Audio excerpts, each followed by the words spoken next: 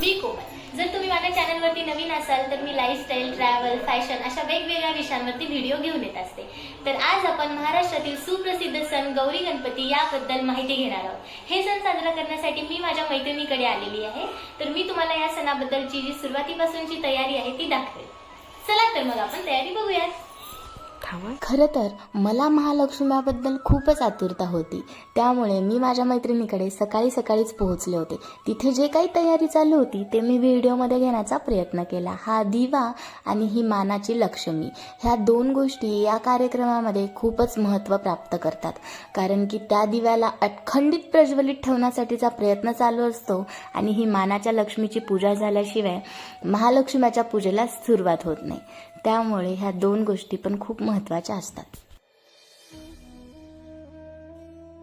चांगल्या प्रयत्नामुळे छान अशी लक्ष्मी पण शेवटी तयार झाली होती। खरं तर या कार्यामध्ये मी तिला थोडीफार मदत केली, पण यश मात्र तिचंच होतं।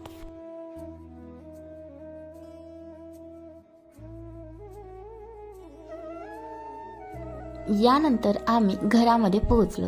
या दिवशी आपल्या घरी जे काही महालक्ष्मीच्या स्वरूपामध्ये गोष्टी स्थित असतात त्या संपूर्ण गोष्टींची पूजा केली जाते। हा केर काढायचा झाडू हाही आपल्याला खूप मदत करतो, एक देवीच्या स्वरूपातच असतो, त्यामुळे याचीही मी पूजा केली। मी पोहोचण्याच्या आतच तिथे महालक्ष्म्या उभारून झाल्या होत्या, त्यामुळे राहिलं होतं ते डेकोरेशनचं काम। हे करण्यामध्ये मी माझ्या मैत्रिणींना मदत केली, जसं की फराळाच्या काही गोष्टी तिथे मी ठेवू लागल्या। जे काही महालक्ष्म्या बसवताना डेकोरेशन असतं ह्या सगळ्या गोष्टी करण्यात मलाही फार इंटरेस्ट होता, त्यामुळे माझ्याकडून जे होईल ते मी त्यांना मदत करायचा प्रयत्न केला। विशेषतः या छोट्या भुलाबाईला सजवण्याची मज्जा काही वेगळीच असते। मुली म्हणलं की साज, सजावट हे सगळं काही आपल्याला खूप आवडत असतं। अगदी त्याचप्रमाणे मी माझ्या मनाचे पारणे फेडून घेतले। इथे मी होईल तेवढी साज सजावट करायचा प्रयत्नही केला।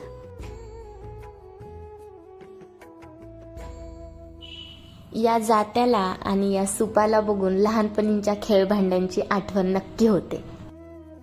जसं लहानपणी आपण खेळभांड्यांच्या खेळामध्ये जोमानं काम वाटून घेत होतो, तसंच आजच्या दिवशी इथेही तयाऱ्या होतात। सजावट जवळपास उरकलीच होती तेव्हा थोडंफार लक्ष्म्यांच्या दागिन्यांवरून, साडीवरून शेवटचा हात फिरवून घ्यावं अशी ही इच्छा होतेच, कारण कितीही त्यांना सजवलं तरी ते शेवटीपर्यंत कमीच वाटत असतं। त्यामुळे थोड्याफार त्यांच्या मिऱ्या, त्यांचे दागिने नीट करायचं ठरवलं। प्रत्येकाला आपल्याकडच्या महालक्ष्म्या सुंदर दिसावं असंच वाटत असतं, त्यामुळे आजच्या दिवशी प्रत्येक जण घरातला आपल्या लक्ष्म्या कशा सुंदर दिसतील ह्या प्रयत्नामध्ये शेवटपर्यंत व्यस्त असतो। लक्ष्म्यांची तयारी एका बाजूला चालूच होती, तर दुसऱ्या बाजूला त्यांना लागणाऱ्या स्वयंपाकाचीही तयारी चालू होती। विशेष म्हणजे हिरवी आंबाड्याची भाजी या दिवशी मानाची मानली जाते। ती हिरवी भाजी निवडण्याचाही प्रयत्न मी तिथे केला आणि आता मी इथे हे फळं बनवत आहे। हे फळं वेगवेगळ्या ठिकाणी याला वेगवेगळे नाव असते। या ठिकाणी याला ज्वारीच्या कणकीचे फळं म्हणले जातात। तर मी हेही कसे बनवतात हे ट्राय करत होते। तसं तर मला आधीपासूनच माहिती आहे, तरी पण मी यावेळेस ट्राय करून बघितलं। एवढा छान योग नंतर येईल न येईल, त्यामुळे वेळेचा फायदा नक्कीच उचलायला हवा आणि अशा प्रकारे आम्ही शेवटी फळं आणि दिवे बनवले होते। हे दिवे लक्ष्म्याच्या द्वारापुढे लावत असतात, जे की मी आता तुम्हाला पुढे दाखवेलच। महालक्ष्म्याच्या प्रसादासाठी, त्यांच्या जेवणासाठी प्रत्येकाच्या घरानुसार पदार्थही बदलत असतात। या ठिकाणी कढी आणि काही वेगवेगळ्या भाज्या बनत होत्या, तर मी तेही करण्यामध्ये थोडीफार मदत केलेलीच आहे। स्वयंपाक उरकत सायंकाळ तर झालीच होती, त्यामुळे आता लक्ष्म्यांना दाखवायचा होता तो नैवेद्य आणि करायची होती ती पूजा। हे करत करत एवढी सगळी मज्जा येत होती ना, मी त्यामध्ये काही शूट केला, काही करायचा विसरले। जे काही आहे ते मी तुम्हाला पूर्ण दाखवायचा प्रयत्न करेल।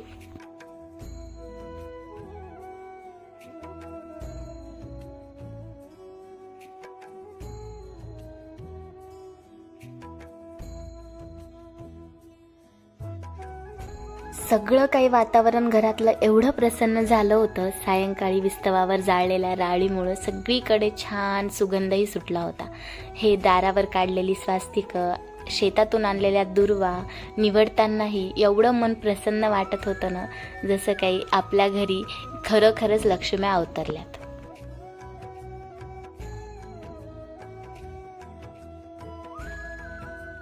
माझं इकडे दुर्वा निवडून होईपर्यंत, आघाड्या केना साफ करून होईपर्यंत मैत्रिणीची आई लक्ष्म्यांना नैवेद्यही दाखवत होती. तर नंतर मी त्यांना दिवे लावण्यामध्येही मदत केली. या दिव्यांचीही संख्या घराघरांनुसार वेगवेगळी असते. यांच्याकडे एवढ्या अमाऊंटमध्ये दिवे लावत होते तर मीही त्यांना थोडीफार मदत करू लागली.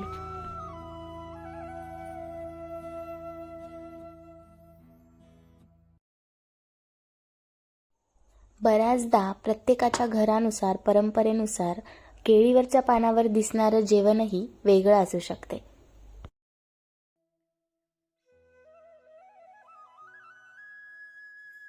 या ठिकाणी पुरी, भात, भजी, कढी, दूध आणि वेगवेगळ्या प्रकारच्या भाज्या या पद्धतीने जेवण होतं. इकडे मी ही तयारी करण्यात व्यस्त होते आणि बाहेर जाऊन बघितलं तर माझ्या मैत्रिणींचा मस्तपैकी फोटोशूट चालत होता. जवळपास पूजेची तयारी उरकलीच होती तरीही, पण मी तुम्हाला त्यांचा फोटोशूटही दाखवते.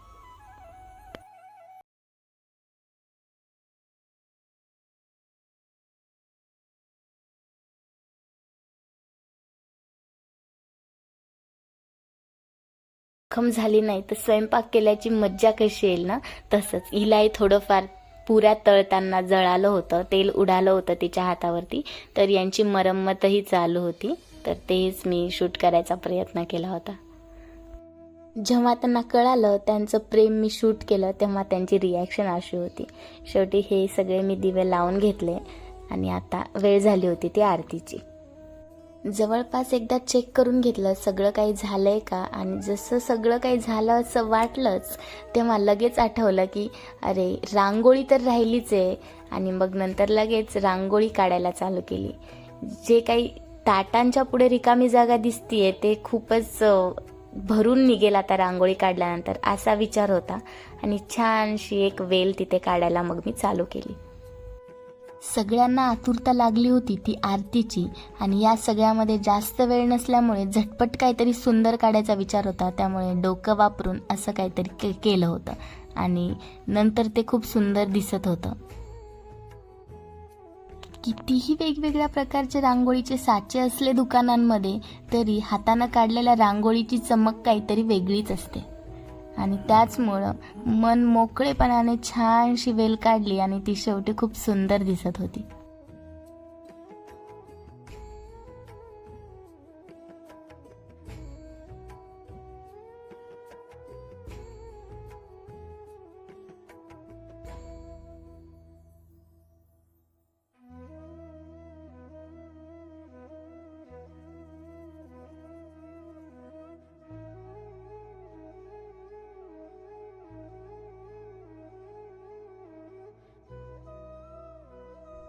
आजकाल कुठं वेळ मिळतो, आपल्याला एवढी सुंदर कला येते, आपण ही कला जोपासलेली दुसऱ्यांना दाखवायला वेळच नसतो आपल्याकडे. आपण अख्खं त्या मोबाईलमध्ये गुंतलेलं असतो, कधी आपल्याला वेळ जरी भेटला तरी.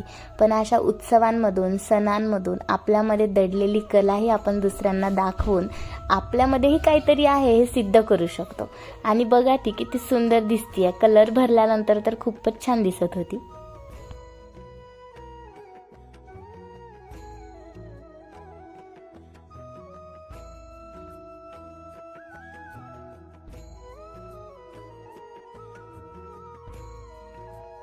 एकीकडे दिव्याला अखंडित प्रज्वलित ठेवण्याचा प्रयत्न चालू होता, तर दुसरीकडे राळीच्या वासाने पूर्ण घर सुगंधित झालं होतं.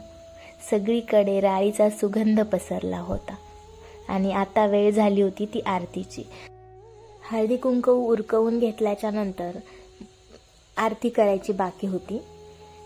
आता मी तुम्हाला पुढे माझ्या काही मैत्रिणी यामध्ये दिसतील त्यांची ओळख हे करून देते. ह्या जे हळदी कुंकू करत आहेत ह्या माझ्या मैत्रिणींच्या आई आहेत, आणि हे बाकी सगळ्या दिसत आहेत हे माझ्या मैत्रिणी आहेत.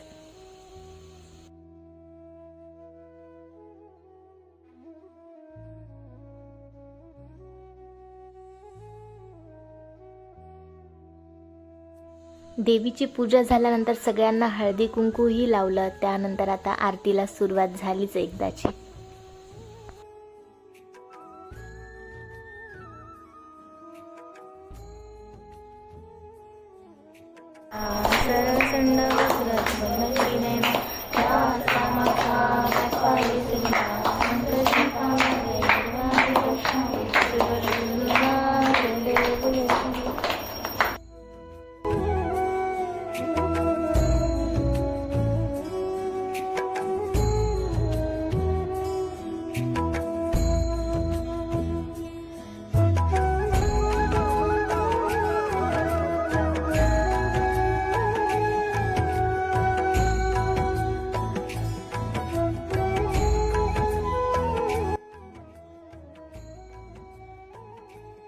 जवळपास 5 ते 7 आरत्यानंतर आमच्या आरत्या संपल्या होत्या. त्यानंतर मी सगळ्यांना आरती दिली आणि त्यानंतर प्रसादही. सगळे नंतर जेवायलाही बसले होते, ते तुम्हाला आता मी पुढे व्हिडिओमध्ये दाखवेलच.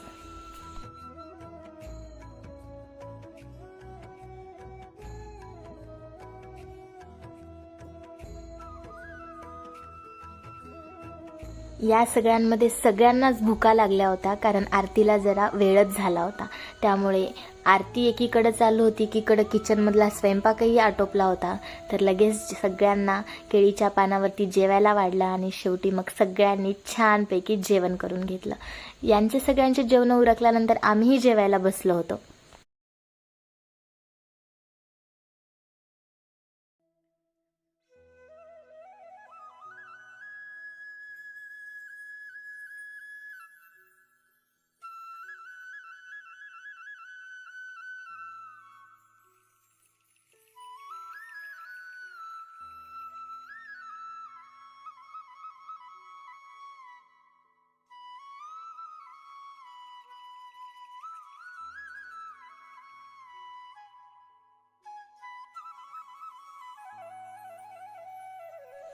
माणसांची जेवणं झाल्यानंतर मस्तपैकी आम्ही बायकांनी जेवणं आटपून घेतलीत.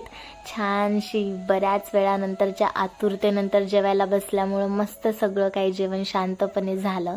आणि त्यानंतर आता संध्याकाळचे 10 वाजत होते, 10-10:30ची वेळ झाली होती. आणि त्यावेळी लक्ष्म्यांचे पावलंही घरामध्ये टाकायचे बाकी होते. पूर्ण घर स्वच्छ करून घेतलं आणि त्यानंतर हे हळदी कुंकवामध्ये जे पंजे आपल्या हाताचे असतात त्याची पावलं त्या माझ्या मैत्रिणीच्या आई उमटवत होत्या. त्या बोलल्या तूही करू शकतेस, सो पुढे मीही केलेले आहेत.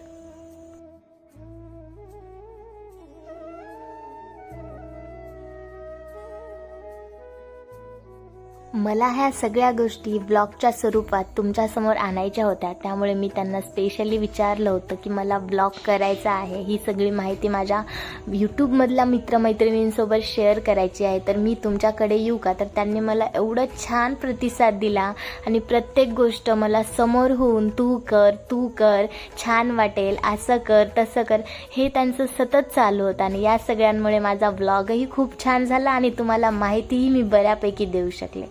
सो शेवटी आता 11 वाजले असतील कदाचित, तरी लक्ष्म्यांच्या हातामध्ये पानाचे विडेही द्यायचे असतात, कारण आपण जसं जेवण केलं तसं आपण त्यांनाही नैवेद्य दाखवला होता त्याआधी.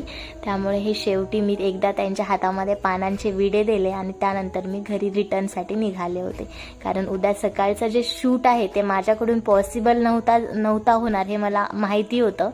त्यामुळे मी हे विडे दिल्याच्या नंतरचा जो शूट आहे ते करू शकले नाही. त्यामुळे मी तुम्हाला आता जे काही आहे ते इथपर्यंत दाखवू शकले. हातामध्ये विडे दिल्यानंतर लक्ष्म्यांना सुतवायचंही असतं, म्हणजे एका दोऱ्याने त्या दोन्हीही लक्ष्म्यांच्या मागून पुढून 1 2 3 असे राऊंड घ्यायचे असतात. तर मी हातामध्ये विडे देऊन झाल्यानंतर माझ्या मैत्रिणीच्या आई जे आहेत ते लक्ष्म्यांना सुतवायच्या कामामध्ये लागल्या होत्या. तर हे त्यांनी सध्या जे करत आहेत ते तीच प्रोसेस आहे. सो हे सगळं शेवटी करत असतात पूजेच्या नंतर.